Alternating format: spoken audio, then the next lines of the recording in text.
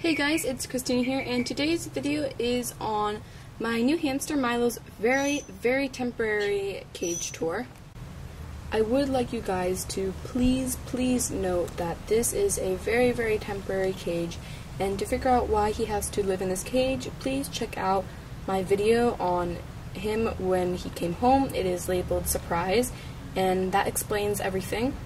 But I thought, why not do a temporary cage tour just to show you guys his cage and just to sort of inform people this is not a good example of how to keep your pet hamster. Oh my gosh, look at Benji. He has all these little cobwebs and stuff from his whiskers from when he was exploring.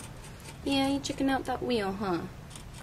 So here is Milo's cage. You can probably see like a size comparison with Benji. Benji is almost as long as the cage is. I believe this is a 10-gallon cage, and it does have a lid to it. It is right here. I just took it off so we could see Milo a little bit better.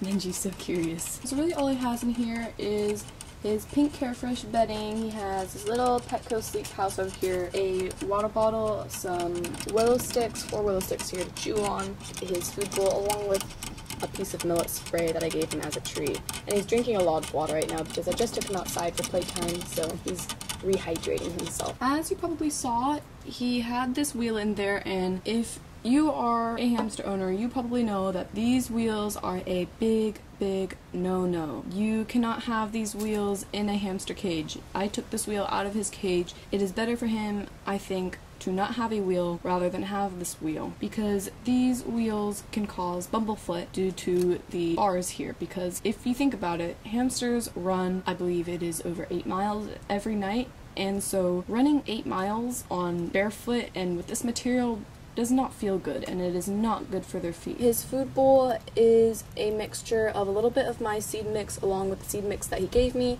I'm just doing a mixture right now so that way I can switch him over to my food mix, because the seed mix they gave me is not suitable for a hamster's diet. And you can see that Milo is a pretty big Syrian hamster. I mean, if you look at it like this, he takes up quite a bit of his cage. The little willow stick here, these are actually mine. He didn't come with any, so he did not have any chews in his cage. Hamsters' teeth are constantly growing, so they need a chew to wear down their teeth. And the family that he came from is a very loving family. They really like animals, and Milo was very loved. He is very tame, so I can tell he's had a lot of loving.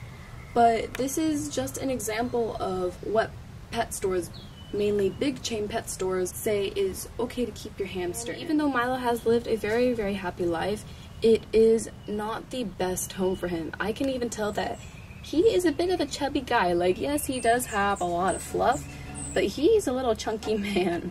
I can tell he doesn't have as much muscle as my other hamsters. The 2 reasons of why that is because 1, his wheel is too small. It is probably also pretty uncomfortable to run on. Here, let's see if he'll go in it now.